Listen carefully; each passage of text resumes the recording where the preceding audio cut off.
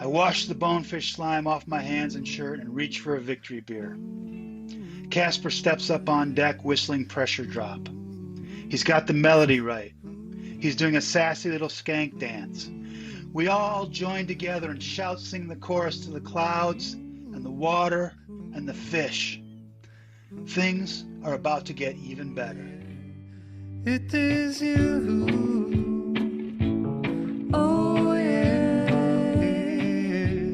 It is you. Oh yeah. Hi everyone, Tim Schultz here. Hey, I hope you're doing well, and I want to thank you for listening to the Reading the Water podcast. As always, I appreciate you being here. Today, we have a great episode with our guest, Steve Duda. You know, Steve's a writer, an editor, and a producer who's worked in fly fishing for over 3 decades. Many of you know Steve through his past role as editor for the FlyFish Journal and his current role as head of fish tales at Patagonia. And now you'll know him through his new book, River Songs, which John Garrick describes as compelling stories told with skill and intelligence. Steve and I are going to talk about his book and its artwork, the past, present, and future of fly fishing literature, the do's and don'ts for a compelling fishing story, Steve's music career, his influences, and he'll treat us with a reading from River Songs. Hey, Steve's a fascinating guy, and I know you'll enjoy getting to know him better. So let's get Steve on the show. Oh yeah. I said pressure drop. Oh pressure. Oh now pressure's gonna drop. Well, hey, Steve, how are you doing? Welcome to the show. Thanks, Tim. I have been looking forward to this conversation. Oh, I'm looking forward to it. I think we're gonna have a lot of fun, and I think listeners can have a lot of fun. Let's see. You're at home. I can see. Unless someone's watching the YouTube, they won't be able to. But it looks like you're in your studio, huh? I'm actually, my studio's in my basement. This is my Oh, okay. office, but I do have, I do have 2 banjos and 3 guitars on the wall. So, there's Okay. always some musical instruments around. Never far away. And just many people might know, but home for you is Seattle. Seattle, Washington, West Seattle. Yeah. So I'm a 10-minute walk away from the beaches at Alki and Lincoln Park. So, Ah. um, and if you know the area, you can catch salmon on a fly from both of those places. So it's possible in Mhm. Seattle, in West Seattle, where I live, to catch a salmon while staring at the Space Needle. And you've done it, I take it. I have done. I wouldn't have said it if I didn't. So, just to give you an idea, if you've ever watched a sporting event, when they show like the Seattle skyline from across the water, that's being taken from West Seattle. And that Uh-huh. particular beach, there are salmon going up and down that beach where that shot is taken.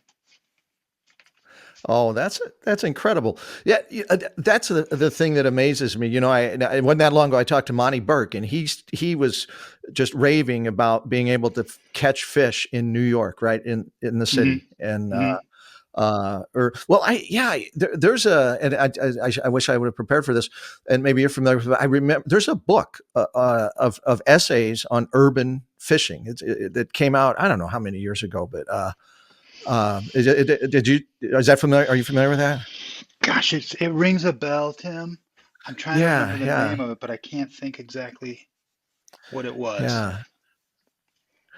Well, hey, we're going to cover all kinds of things I want to talk with you about, but I want to jump in and just start talking about the big news. You got a new book, River Songs, and I've got a one of the advanced reading copies, and it has been on several trips with me.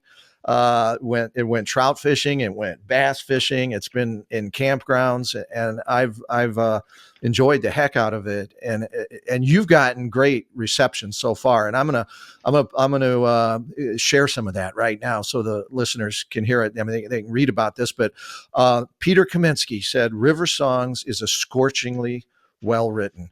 Hillary Hutchison, Duda's tales are far more than fishing stories. David Coggins, a wonderfully spirited case for one of the great and enduring sports. Uh, uh, What we got here? Monty Burke, Duda writes, and I love this one, and I mean this in the best way, like he has dirt under his fingernails. John Garrock, compelling stories told with skill and intelligence. And Pete Tiges, you won't forget these stories. And if I had to say something about it, I would say, it seems like there's an awful lot of writers about fishing that violate the number one rule. They want to tell us about their adventures rather than show us. And Steve, what I take from your book is you are showing us what it's like to be there. So tell us about the book. When did it come about? How did it come about? Why did it come about? Where did it come from? This book, Tim, has been in the works for probably 20 years. I've been writing about fly fishing for at least that long, and publishing in all the usual suspects, the usual magazines, Fly Fisherman, The Drake, FlyFish Journal. I was editor of FlyFish Journal for a while, and these are just the stories that I wrote along the way, that I've collected. The book also includes some new material, and it includes some shorter pieces as well, some more sort of like interludes, some shorter pieces that sort of verge on poetry or flash fiction or just more interpretive pieces, I guess. Tim, pardon me. So yeah, that's how the book came about, right? It's just been collected over 15, 20 years of being a fly fishing writer. Mm-hmm. What now? You've got essays, and between each essay, am I right to call those river songs? Those are the river songs. Those are the river songs, right? The short pieces. Yeah. And when you started the book, was it built around that model? Was that going to be the idea from the beginning? That idea evolved. When I signed up with Mountaineers to write this book, and they said, well, Steve, it's got to be so long, and you've got to have so many stories in it. And I thought, okay, I could do a book with 20 stories at 50,000 or 60,000 words, but I'd like to do something different.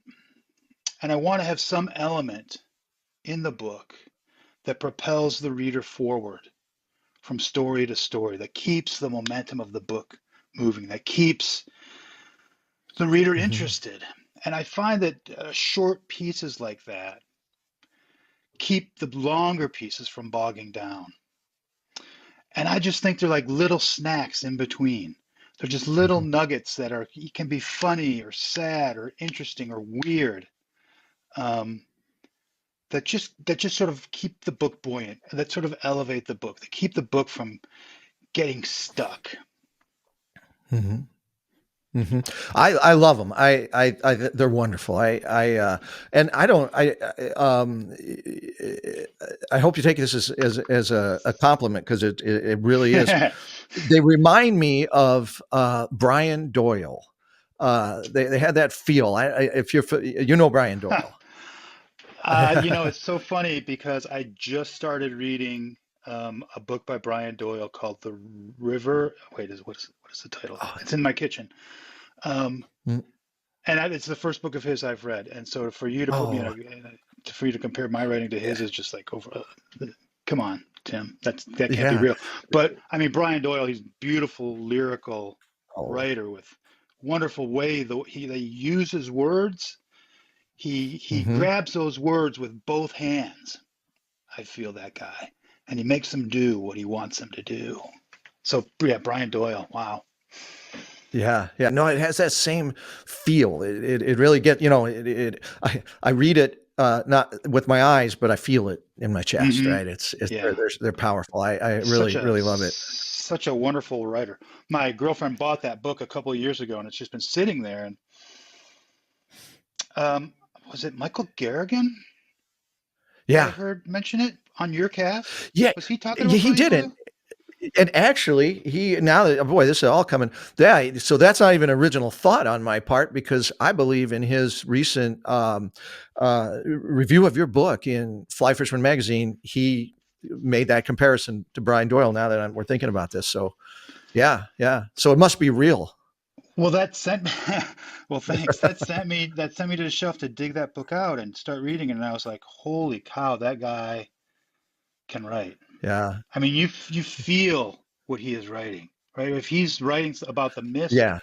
and the rain, you feel it on your face. Right. And I think later I want to keep talking about your book now, but later I want to talk about um, reading your work in public, something that you've done many times, and the writers on the fly idea. But if you ever watch Brian Doyle on there's YouTube videos of him reading his work.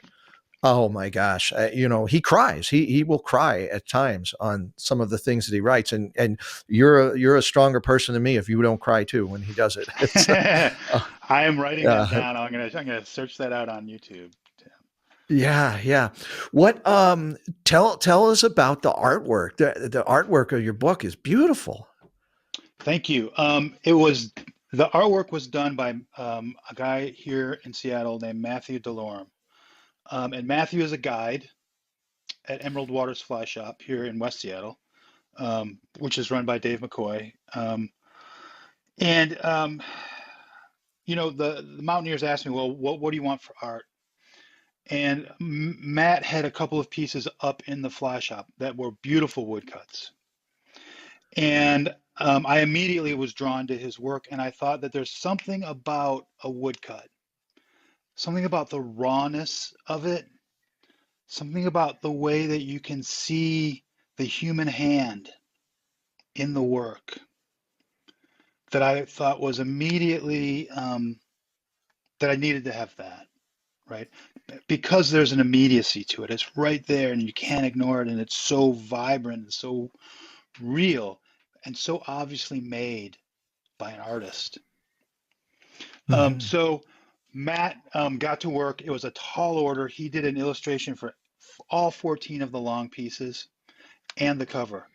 And he was able to do it in a short time for a project of that scope.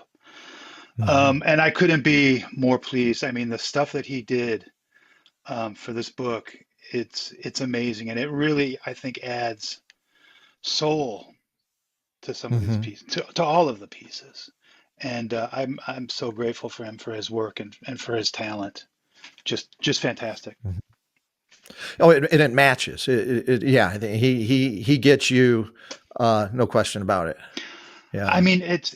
I think we're really fortunate to have so many great fly fishing artists doing work at this time, right? Hmm. Um, there's so many artists who contribute to books like this now, and it's we're lucky as writers, Hmm. Tim, to have artists Yeah. who make us look good.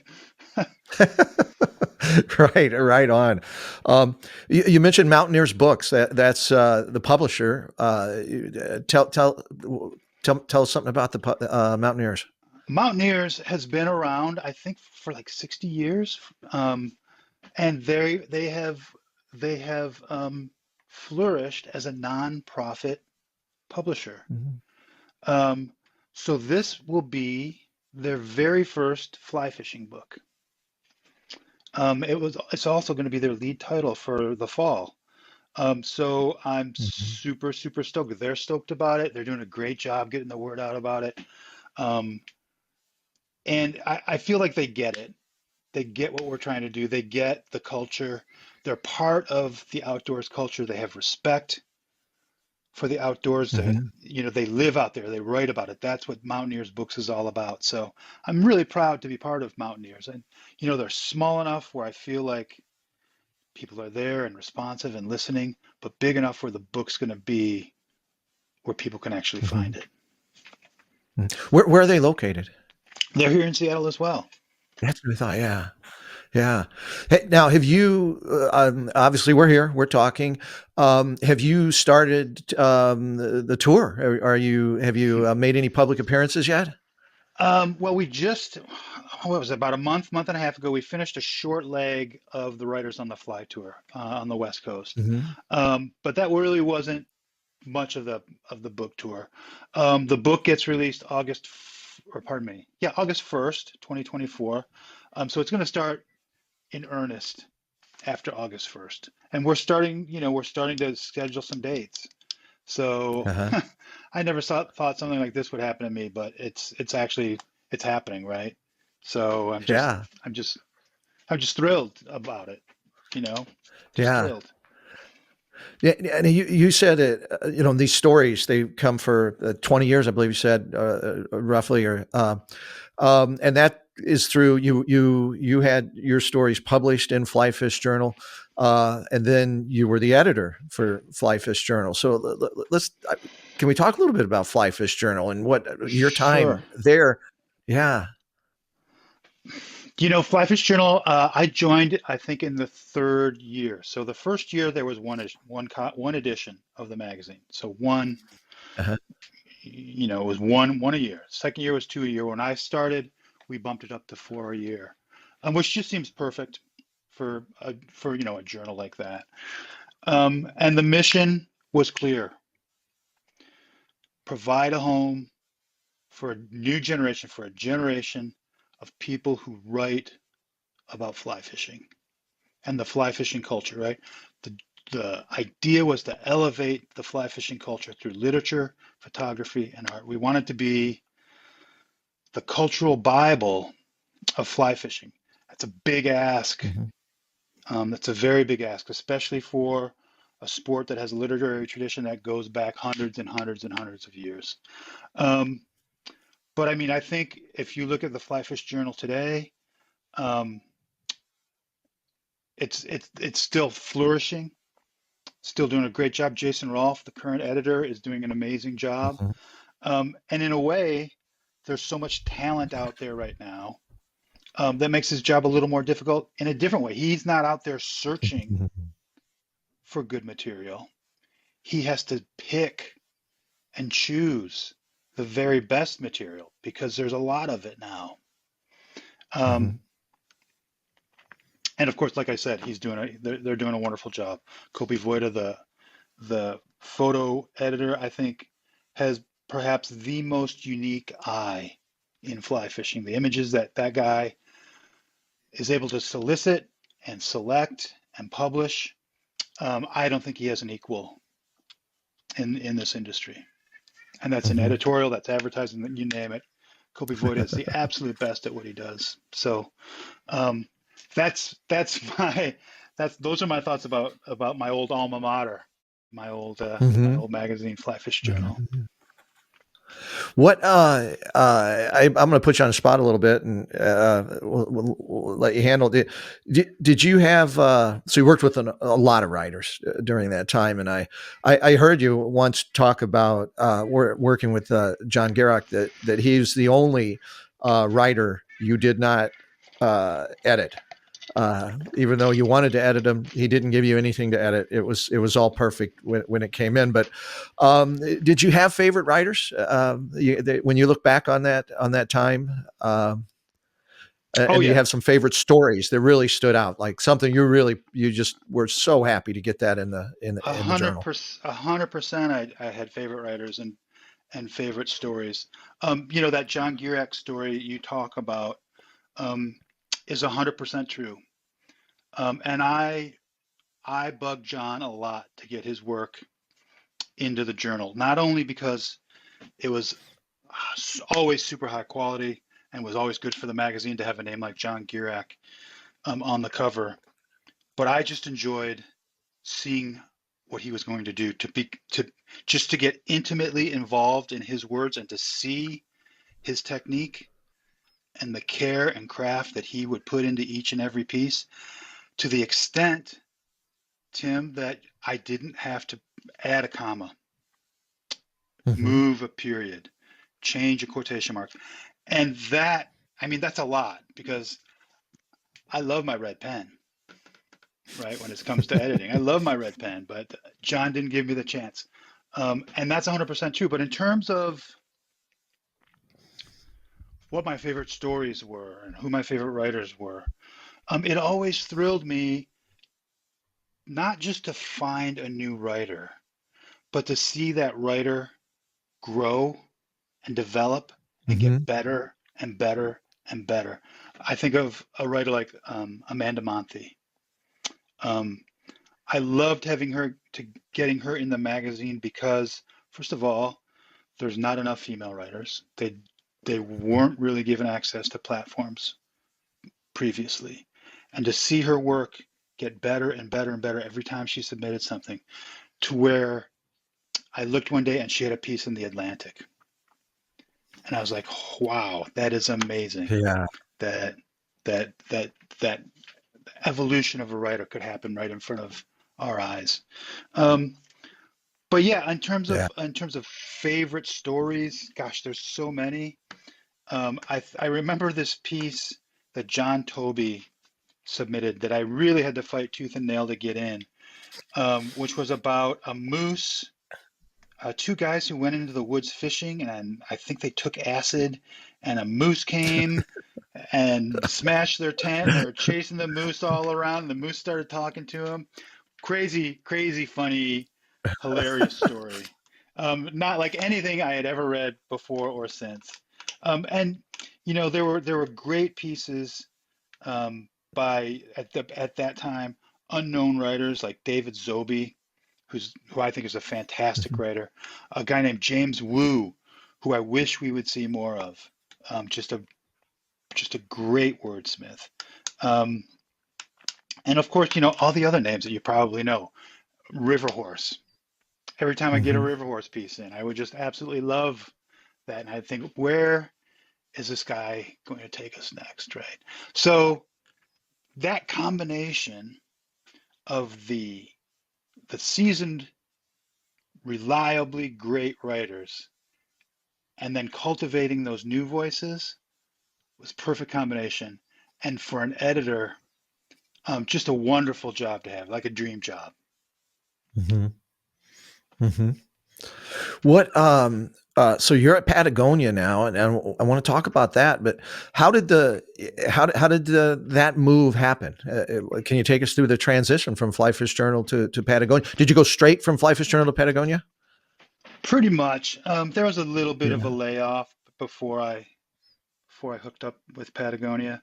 Not much, but I mean, Mhm. I had been chatting with them for a while before I was offered and accepted the position. So I sort of knew it was coming. But the Okay.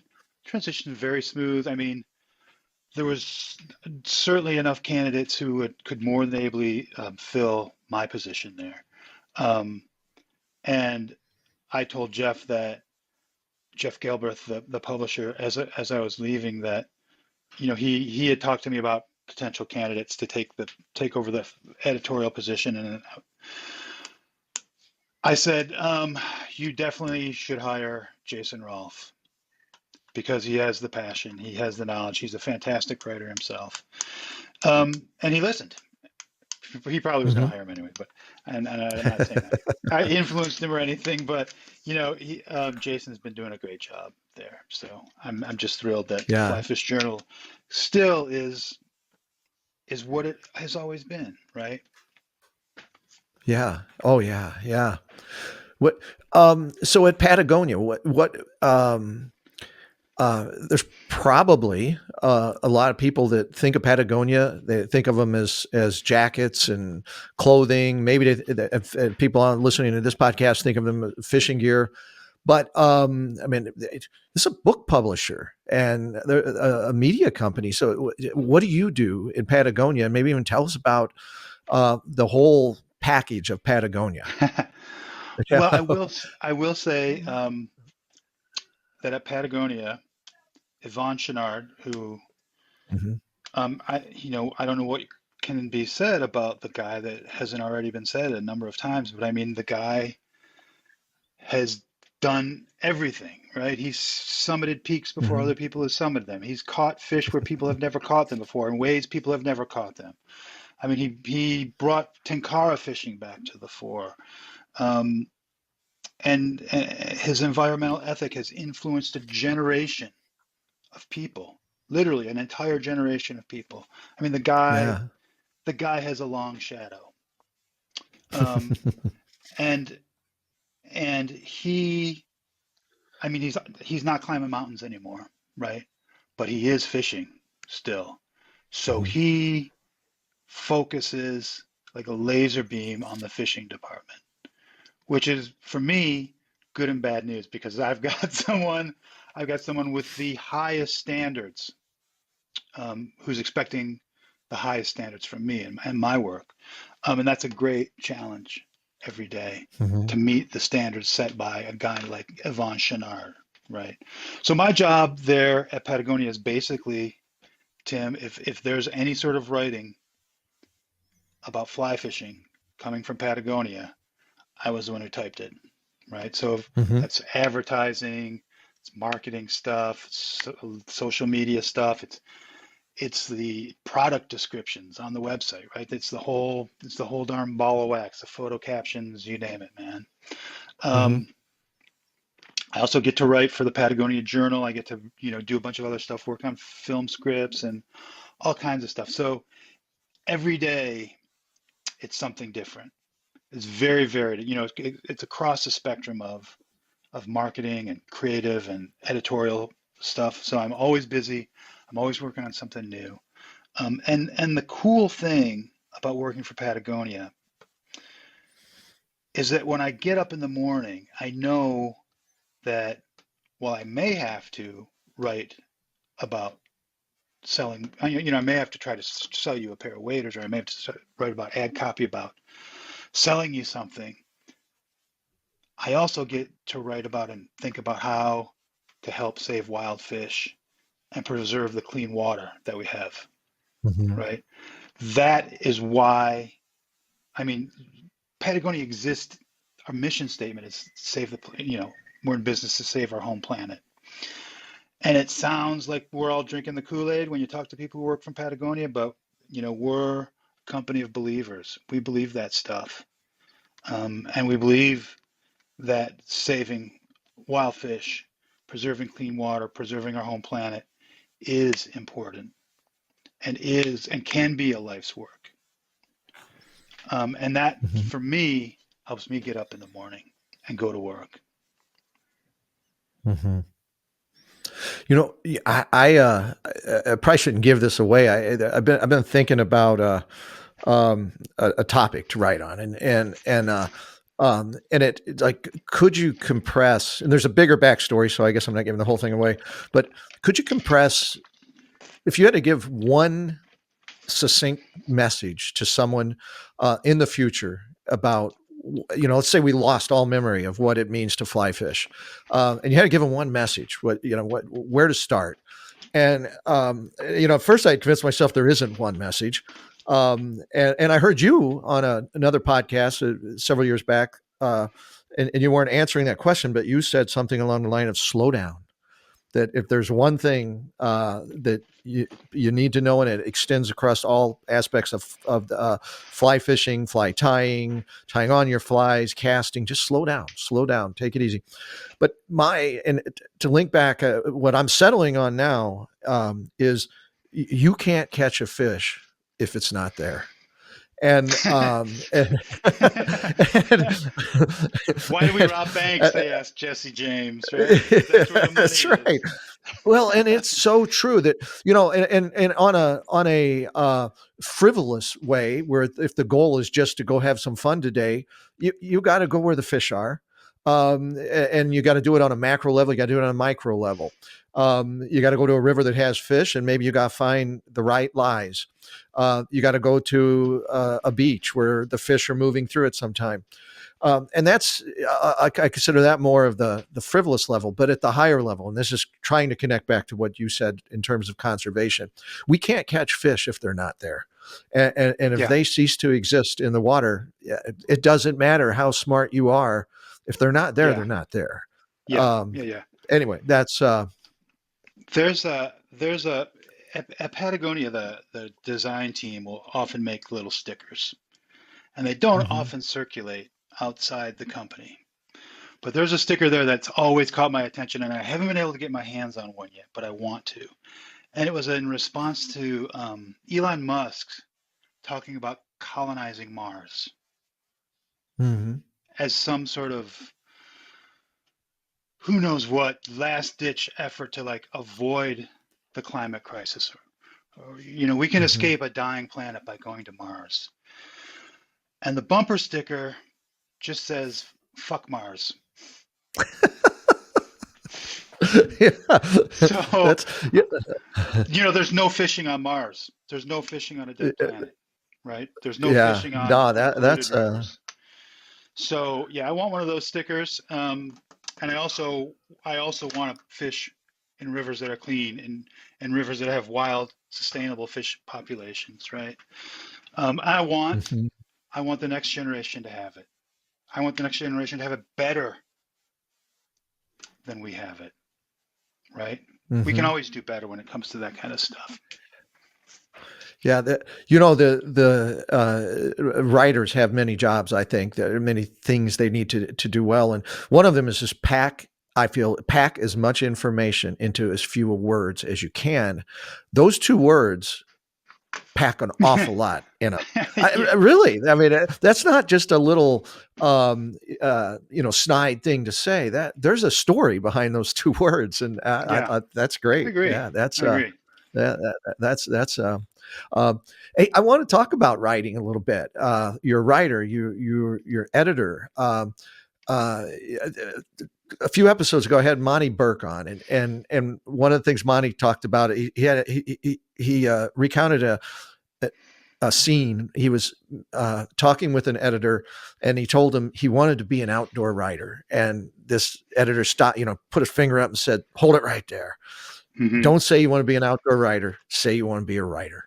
Hmm. And but you, I, and others, we like to write about the outdoors and Hmm. make that our canvas in some sense.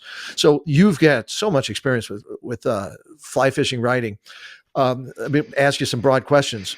Let's start here. Where is it today? And maybe this one, where did it come from, and where's it going? Okay, we'll start with where is it today? Because that's the easiest one. That's the one that's right in front of Yeah. us. I think these are the good old days, Tim. And when it comes to fly Hmm. fishing literature, we have so many talented, skilled writers who are talking about our sport and the culture of our sport from so many different perspectives. I mean, just looking at the books that have come out in the last couple of years, the guys and women who have been writing this stuff. I mean, we tend to talk about the good old days and mention guys like McGuane and Harrison, Hmm. and like you do the Mount Rushmore feature. Yeah. 25, 30 years, I think people will be looking back at this era and be talking about the writing. I mean, you talked about Monty Burke. Right. Right. If that guy knows good writing, and you can tell because he writes amazingly. I mean, he would know what good writing is because he is such a skilled writer. And Hmm. and not only is he a good writer, but he's a top flight reporter too. If you read his books, you see he's not just waxing poetic. His reporting skills are probably the best in fly fishing, Hmm. right? And I think he's carved that niche out, and I'd love to see more fly fishing writers with those sorts of reporting skills. Tom By down at Drake, also a Hmm. great reporter. Um, Kirk Dieter, great reporting skills, right? Um, and so these names that I'm mentioning right now, like Dieter, River Hmm. Horse, Monty Burke, Peter Heller, you've had Dombrowski on your show, Yeah. Hmm. yourself. I just read just Dave Karzinski. I just read an advance of his Oh new yeah. book that's Mm. coming out. So I mean, there's Dylan Tomini, right? It's just Hmm. an embarrassment of riches when it comes to fly fishing literature right now. So I think these are the good old days when it comes to fly. It's in good hands. We have at least three major magazines: the Drake, FlyFish Journal, Fly Culture, that provide a home for people who write seriously about fly fishing. how does something like that even happen? What Hmm. other sport? You know, does pickleball? No. Does tennis have three magazines writing literature about it? No. I mean, mountaineering has some very serious magazines and some very serious writing about that sport. Um, does it approach fly fishing? Perhaps, maybe. I don't know. I'm not conversant on all the literature, but they'd have to be doing some heavy lifting to get close to where we are right now. So Hmm. that's where we are right now. And that, Tim, is connected to where we've been. So those guys that that are always get brought up for your Mount Rushmore feature, Yeah. McLean, Harrison, um, Nick you know, Lyons. Nick Lyon. Yeah, what a banger of an episode that was on your show. Um, so just these great. I mean, we have. I think it's so good because we have the path to follow, right? Girac.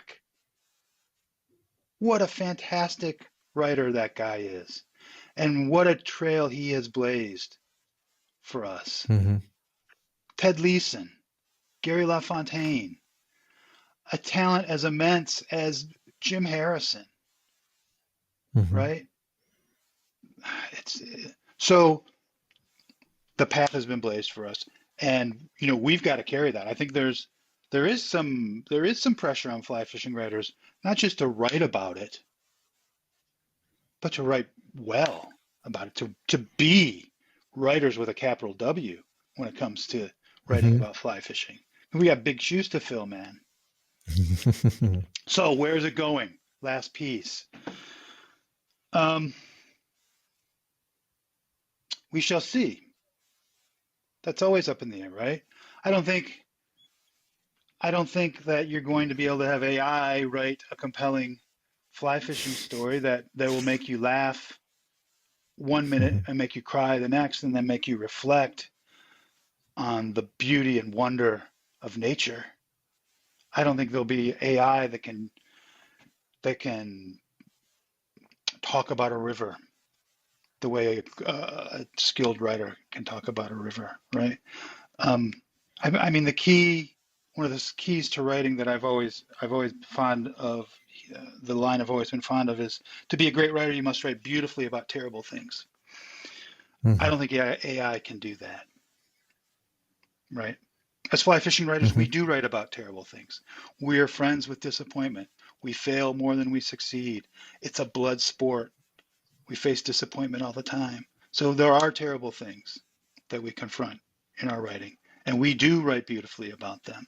Um, and I don't think AI is going to be able to do that. And that, Tim, is why I hope there's still a bright future for fly fishing literature. I mean, Hmm. of course, with the magazines we have, with podcasts like yours that provide a home and bolster writers. Yeah, I mean, the ground is fertile, and you got and something like this, something like your podcast is helping that Hmm. great tradition of fly fishing writing. What what about the audience? Do you think the audience is changed, is changing, or what do people want?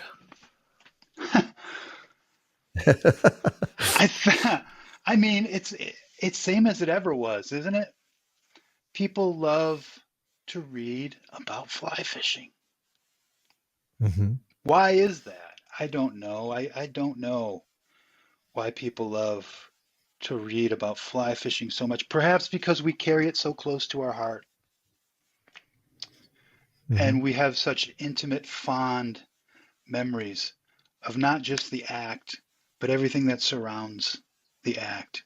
Our friends, the settings, all those things that combine to make memories. We carry those with us when we think about fly fishing. And to read someone else's thoughts or experiences about that act reawakens those feelings in us where we stand in awe of nature. And that's what we're chasing, I think, a lot of times when we're out fishing, Tim, is that notion of wonder. We want to be overwhelmed by the natural world. We want to stand in awe of it. And that's a rare feeling. And as fly Mm-hmm. fishers, I think we get to taste that way more than other people do. And that's, I think, that's the drug we're all sort of addicted to. Mm-hmm. You've talked about as an editor, I believe there are 3 rules for a good story, or the 3 rules. Can you comment on those? Have those changed over time, I mean, or is those are core? there's probably more now, Tim. But the first 3 rules came from working at FlyFish Journal and reading a lot of the same stuff over and over. And I'd get a lot of stories where the narrator was writing a gonzo story in the vein of Hunter S. Thompson. Look how Mm-hmm. much beer I drink. Look how wild I can be. Look how crazy and wacky this whole experience was. Look how, yeah, just look at how sort of out of control and funny it was. Well, Hunter S. Thompson was Hunter S. Thompson for a reason, because he could do it, right? And it just Mm-hmm. never came off as authentic to me when I would read so many sort of pseudo gonzo pieces. So I was not fond of those. I never also liked the dead guy stories where a guy goes or a woman goes fishing and they take along as their ever chattering companion, their dead dad, their dead mom, their dead uncle. The whole sort of eulogy pieces. They just seemed too maudlin for me, for my taste. So Mm-hmm. I wasn't crazy about those. Plus, they're kind of stock. They're kind of overdone. It's kind of a trope in fly fishing, just like the gonzo pieces, right? One of the things I would always stress to my writers, do not be stock. Gonzo stories, dead guy stories, both stock. And I think maybe the third rule was, please, for the love of God, try not to be the hero of your own story. Mm-hmm. It's bad manners to hog the spotlight like that. If you're writing the story, show some generosity. Don't bore me with Mm-hmm. you. Don't start a paragraph with the word I. Don't start a story with the word I. Because as a writer, you're not that interesting. Talk about someone who is interesting, right? Couple other ones that I always would lean on, and this is more technical, but make your verbs do the work, right? Go through your piece before you send it in. Identify your adjectives, adverbs. Ask yourself if they really need to be there. Then look at the verb. Is your verb doing the work? Is your verb doing some heavy lifting, or is it kind of soft? It's kind of flabby, just sitting there. If you have the right verb, you probably don't need that adjective or that adverb. So look at your Mm-hmm. verbs. Let them do the work. Of course, show versus tell, you know that one. Don't tell me that the lady was singing opera, bring her out and let her start howling. So yeah, those are pretty much it, just standard stuff. Mm-hmm. Also, if you have not edited your piece at least 10 times, do not send it to an editor. And when I say 10, I mean 25. If you're not Mm-hmm. editing your own work, you have no business sending it in. So you have to be brutal with your own work, because if you don't, it's either not going to get published or you're going to be embarrassed by an editor who's going to send you back a page of red ink. Mm-hmm. Do I sound like a jerk right now? No, heavens no. I think that, I think what an editor does and what a writer should do is, and I think it's all the things you're talking about, show respect for the readers. uh, write as though you have them in mind, right? Um, uh, I one of my I'm a huge fan of Norm Macdonald, and Hmm. friends give me trouble because when we're out, I don't know what triggers. There's a few of them that I'll start parroting Norm Macdonald at times, but I think personally, I thought his comedy was genius. And after he died, they wrote some. I saw some interesting stories about him, and he said bad comedians say things to make people clap, not laugh. And a more extended quote on that, he said, "So I was getting people to clap, but I reached a point where I never wanted to get people to clap because it was pandering." But there's a difference between a clap and a laugh. A laugh is involuntary, but the crowd is in complete control when they're clapping. They're saying, "Hey, we agree with what you're saying. Proceed." But when they're laughing, they're genuinely surprised. I'll cut there. And I think about that, even if it's not comedy, that I think sometimes writers, and I think this is buried in your rules, they're going for the easy thing. They're going to say something that a reader wants to hear. They know the reader's going to want to hear. It's going to be apple pie. Who could be against that? And it probably gets wrapped up in the show versus tell. And the reason I'm bringing it up now is in your writing, I see that. I mean, you've got humorous things, but it's not comedy. But you have that. You're not pandering. You bring it out in what I would say is the same way a comedian makes people laugh, not applaud. Does that make any sense? Yeah, it does. I mean, I don't want to be the guy who's like Mhm. always like giving out advice, but one of the things I would say to writers all the time is, of course, this cannot be stock. This cannot be stock. Um, be on the lookout for stuff that is stock. But more importantly, if you're going to write and you are in the piece, you have to be completely willing to stand naked in front of your audience. You have to completely show your ass, and that means admitting your mistakes, admitting your foibles, admitting your inadequacies, admitting stuff that you probably don't want to admit about yourself, right? If Mhm. you're going to be writing these soulful first person narratives about fly fishing and you insist on putting yourself in there, you have to be willing to embarrass yourself. Mhm. Otherwise, you come off as a blowhard, as a braggart, and Mhm. that's just not something people want to read, I don't think.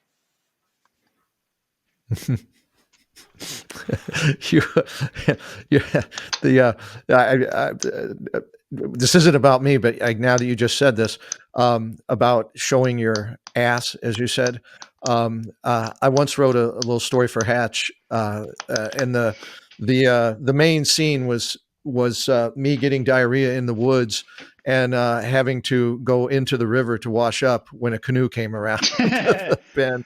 That's what I'm talking about. And so that I think you were being figurative about it, but I've had it literally happen. Literally showing Um, your ass. yeah, right. Uh, yeah. Hey, we talked a little bit about writers on the fly. What um, uh, that's still going on. I see, and that's been around for a while. You've been a part of it. Have you been a part on off and on, or tell us about it a little bit? Writers on the Fly was started by Jason Rolfe, who we've talked about already in this podcast, editor of Yeah. FlyFish Journal. And the idea is simple. Go to a fly shop, go to the back room of a bar, get four writers together, get an artist, a painter, a photographer, get a local nonprofit organization. Have the readers read to the audience, read from their stories. Um, and it works on so many levels. It works because it's a gathering of the tribe. We usually do these Hmm. things in the winter or in the early spring. Um, So you get together and maybe you haven't fished in a while, maybe you haven't seen other fly fishers, and you get it together in this room and there's 50 people who know what you know about rivers and fish and fishing. So you're on the same team, you're on the same tribe, and you're sitting down to share these talented writers' work. And a lot of folks, and there's nothing wrong with this, a lot of folks have never been to a literary reading before and have never experienced the power of a writer reading their work. And it Mm-hmm. can be great because, sometimes you'll be at the podium and you'll be in the middle of a story, um, and you'll look up and every person in that room is at rapt attention. And if it's a sad story, I've seen people read stories where people in the audience are crying. I've seen people, uproarious laughter, right? So it's just a great way to experience an element of the fly fishing culture. Um, and it's been remarkably successful. I have not read, I think I've read more Writers on the Fly um, events than any other writer. I have never been to one, Tim, that wasn't sold out. I've never been to one Wow. where everyone wasn't like that was one of the best things I've ever spent $10 on, right? So yeah, if it comes to your town, go and have a Well, great time. what's the reach? How far does it come to the Midwest? Not yet, but Jason, I mean, it goes so well, and it's such an intuitive idea. It just makes so much sense that I can't see how it's not going to keep expanding and expanding and expanding. I mean, if I could buy a franchise Hmm. of Writers on the Fly, I would at this point because it's just such a great idea. So it's basically been Pacific Northwest and West Coast. This past spring, we went down to the West Coast. We went to San Francisco, Eugene, Oregon, and up and down the West Coast. Um, yeah, but right now I think Jason might be planning like a Mid Rockies sort of Denver area tour. Like generally, it's like 4 or 5 dates that you can do over Hmm. the span of like a Thursday, Friday, Saturday, Sunday, maybe. Just that sort of prime time where the writers can make it. People are eager to get out to a fly shop or a bar to see it. But yeah, it's such a great event. It's so fun both to be there and to hear the writers and to read. It's great. And when you have people are getting really good, these guys are getting really good at reading their stories. Like not right now, like a guy like River Horse. Um, Hmm. it's theatrical the way that guy reads. So if you ever get a Hmm. chance, man, make sure you go. Hmm. For sure. What let's I want to talk about music a little bit too, because that's been a big part of your life, Yeah. band, and I understand your band isn't together. Is that true? That is true. We were a COVID casualty. Our guitar player, the band was South Sound Tug and Barge. We were a Yeah. folk punk. We called ourselves folk punk band. Yeah, we ended up breaking up when our guitar player moved down to New Orleans. But yet, music has been a huge part of my career, Pete. I started out as a music journalist. The first thing I got I was published when I was 16 years old, writing record reviews, right? Uh-huh. So I've always been passionate about music. I've always written about music.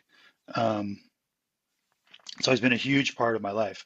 Like you, I mean, I don't know what I would do without music, right?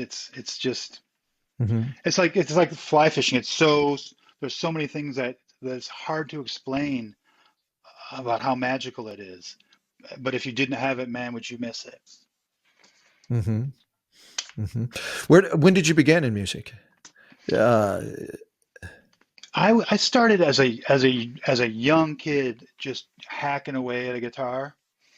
I was probably I think I got a guitar like 7, 8 years old at Christmas, and I was never very good. Just your basic mhm, chords chopping away. But by the time I was like 14 or 15, I was like, I have to be in a punk rock band or else my life has no meaning. So that happened, mhm, and I was in some bands in high school and through college, and then I put it away for a while because I was working as a music journalist. And I did that mhm, for 20 some years. I worked as a music journalist. Um, And then, of course, I gave that up to enter the high paying world of fly fishing writing. So Yeah. seek my fame and fortune writing about trout and salmon and steelhead. But no, Yeah. but like you, I picked it up a little bit later in life. I was dating a woman who was a touring musician, and I thought I was a okay guitar player until I saw Hmm. her finger picking, and I thought, Yeah. well, that's it for me. I'm never gonna attain that level of skill and dexterity. I have fat sausage fingers. I can't be finger picking. So Hmm. I switched over to banjo at that time, right? Because Hmm. I'm not sure the world needs another mediocre guitar player, but plenty of room for a mediocre banjo player because you can't really tell the difference between really good and just okay. So I picked up the banjo and worked on that for a couple of years, and then the next thing I knew, I'm in a band. And then the next thing I knew after that, our band is getting booked all the time. And the next thing I knew after that, we're playing festival. The next thing I knew, we have an album out, right? So it's weird how that kind of stuff happens sometimes. It really is. And Hmm. I have to say, I miss playing shows in front of audiences and stuff. I miss people yelling and clapping and all that stuff. So, but I'm still making music. During COVID, I built a studio in my basement and started buying synthesizers and sequencers and drum machines, and I started like staring at the flashing little lights and twisting little knobs and making music that like you could land a UFO to or something. So still down there like Yeah. making music, having fun, and yeah. You're going to be on the stage again one day? I don't know. I don't know. I mean, Yeah. I don't know if I'll be on the stage in front of a bar with about like 100 drunk people singing along. But I'd love to like release. I'd love to like release some of the music I'm making now. Uh-huh. So Uh-huh. hopefully someday, Yeah. Yeah. maybe you What and I can get together, Tim. Let's get a band going. oh, well, I don't know about a band because Little I think you banjo already guitar duo. you covered me earlier when you said the world doesn't need another mediocre guitar player. But as long as there's someone that casts a big shadow that I can get in, I can do okay. Well, Uh, that's it. Like that uh, was the big difference I noticed when between reading your fly fishing stories on stage and playing on stage in a yeah. band. If you hit a bum Hmm. note in a band, it's okay. No one's going to notice. You got two or three other guys playing loud next to you. No one knows that you missed a chord or a note or whatever. You sang a little bit off key. If Yeah. you're reading a fly fishing story in front of 100 people, all eyes are on you, and Right. you could crash and burn like the Hindenburg, man. If you Hmm. stutter, if you miss a word, if you lose your place, if your notes fall, that can all happen. I've seen it all happen, right? And it's sort of a high wire game when you're reading in front of people. I think Hmm. that's one of the things that make it exciting when you go to something like Writers on the Fly, like the possibility of huge embarrassment. Yeah, yeah. Have you largely avoided those things when No, you've done Writers on the absolutely Fly? not. I've No. embarrassed myself plenty of Yeah. times. In fact, I was watching an old video because we're doing a promo reel for the book, right? And they were doing a B-roll thing of me making mistakes, of my sheaf of notes falling on the floor, of me losing my place, of swearing or whatever when I shouldn't be swearing in front of kids, whatever. But yeah, there's plenty of times Yeah. I've made a complete ass of myself. I guess I'm not af- Yeah. I Yeah. guess I'm not afraid of doing that anymore. I've done it so many times. So Yeah. Yeah. Hey, I was thinking I wanted to talk to you about like influences in songwriting and writing and so forth. But I do want to talk about influences from those professions. But can we focus it on your writing? What writers do you feel like influence your voice? And are there any song? I find I get a lot of inspiration from songwriters and actually from comedians. I think good comedians are brilliant. Their storytelling technique I will decompose those sometimes and try to understand what did Mhm. they just do? Mhm. How did they bring that to life? Because they're manipulating us. And are there any people who've been your influences? I mean, just to talk briefly about what you just said, I'm used to standing in front of an audience with the words written down in front of me, reading the words that I can see right in front of me. When you watch a stand up, Yeah. they're up there for 90 minutes, no notes, Yeah. going from point to joke to point to joke to, but how do they Yeah. do that? I don't know. I don't know how they do that. In terms of like songwriters, um, the songwriters that I love are the songwriters that often make me cry. Hmm. They're that good that they can make you cry. And I'm thinking of like a guy like Townes Van Zandt, or a guy like Elliott Right. Smith, or a guy like Hmm. um, Bonnie Prince Billy, maybe, or Bill Callahan from Smog, right? Those guys who are so powerful and can evoke such strong feelings. And then, of course, they have the power of music to back that stuff up. To me, Hmm. that's Hmm. it's like to me that is like so powerful. When you could be driving down the road and like a song by like let's say Tecumseh Valley by Townes Van Zandt comes on, and luckily there's no one sitting next to you, but he gets to the part about where the lady dies in Tecumseh Valley, and you're just sitting there driving and tears are streaming down your face, and you've heard this song 150 times if you heard it once, but there it goes, right? You just that's the power of a good songwriter, and I'm in awe of that. I Hmm. am. I'm in awe of that. I mean, how does that even happen? Yeah. Yeah. I think good songwriters. There's so much to learn from them. That I mean that because they're not wasting a word typically. Right, They can't. right. They yeah, yeah. And It's generally I'm not a fan at all of rhyming poetry, but of music mhm. verse, they're writing these, like you just said, lean, stripped down, beautiful words. And hey, they also have internal rhymes. They also have regular rhymes. It's like, wow, that aren't cheesy. That aren't Yeah, I mean cheesy, right, it's right. it's a talent. It's a talent. I have Jeff Tweedy's book sitting on my bookshelf. Oh, Write one song. It's called, I think, something like that. And I that mean, is he talks. spectacular.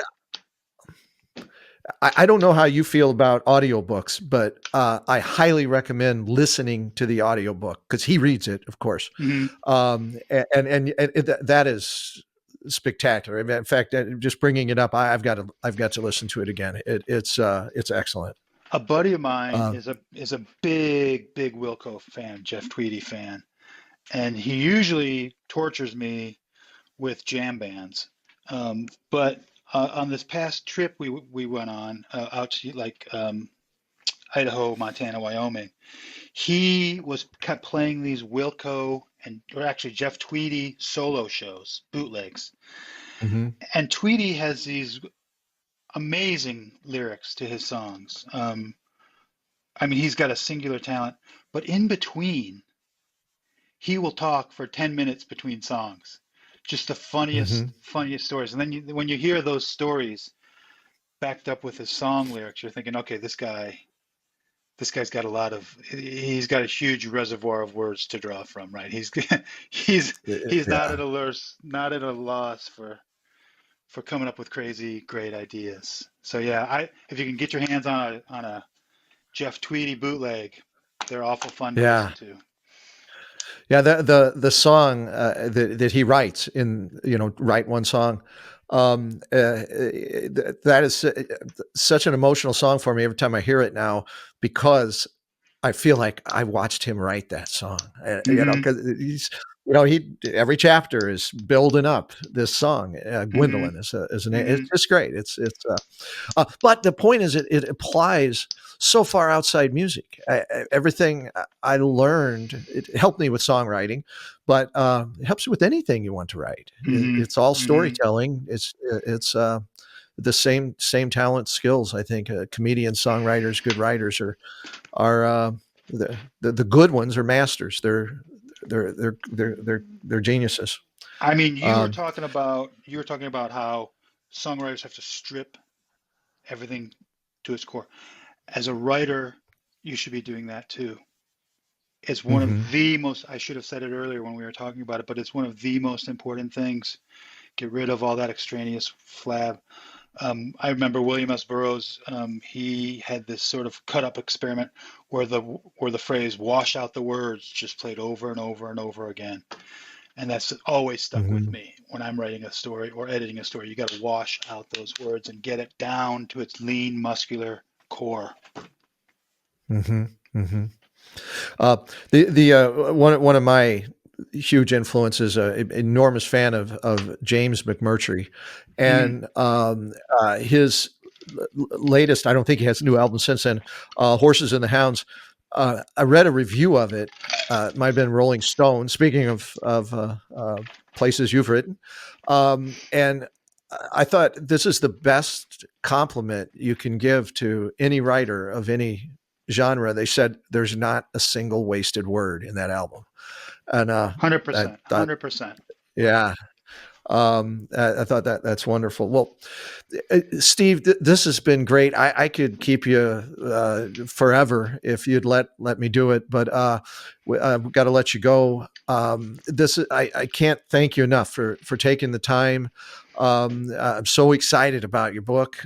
You must be so excited about it. I'm excited for you. I'm excited for the audience that's going to get a chance to read it, because I've had a chance to read it, and it's wonderful. It was refreshing, and like I said earlier, I read it with your eyes, feel it with your heart. I mean, it's there. A lot of things have really stuck with me, and if you could do us a favor, could we go out with you reading from the book? I love it. I'd love to do that, Tim. Oh, And wonderful. Yeah. you know what, man? Thanks for the kind words, and thanks for having me on. Oh, I should say I'm a fan. I've listened to every episode of this podcast. oh, So well, great. to be on it, to be on the podcast and be on and to share, be on a podcast where Dombrowski and Lyons have been Mhm. on. It's just like, wow, that's so great. So I Yeah. totally appreciate it, Tim. Thank you so much for having me. Well, you're a perfect fit in that group. Okay, the piece I'm going to read, since we talked a lot about music, um, is going to be a piece called Pressure Drop. And this piece takes place in the flats of South Andros, Bahamas, during a bonefish trip. And this is kind of a true story, like all of them. Um, yeah, it's called Pressure Drop. This appears in the new book, River Songs.